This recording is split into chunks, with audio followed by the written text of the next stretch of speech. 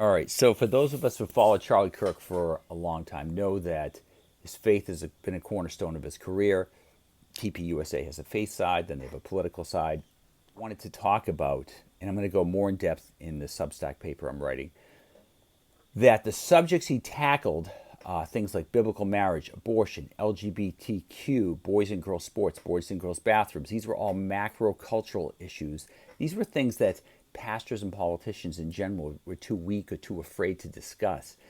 And he was brave enough to tackle these things. But the genius of his politics, okay, that as far as I know, is no one's connected this yet.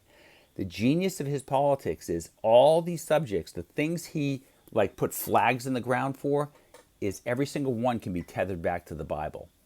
Sure, if you ask Charlie about tax codes or income tax or property taxes or if you should privatize the postal service, he would have an answer for it because he's Charlie Kirk. He had an answer for pretty much everything. The guy was a genius. And to this day, I want to know what his IQ was. It was off the charts, I bet.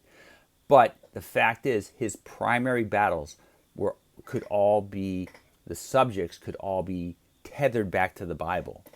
So it was like his political fights were kind of a facade because they were really spiritual fights, and no one knew it. They thought, oh, he's just a political activist. No, he was an evangelist. He just didn't tell people that. And again, he would get into the weeds if someone drew him there in an argument, but then he would go back to the big stuff. What are your thoughts? So at the end of the day, he was, I would say, 90% evangelist, 10% activist. Your thoughts?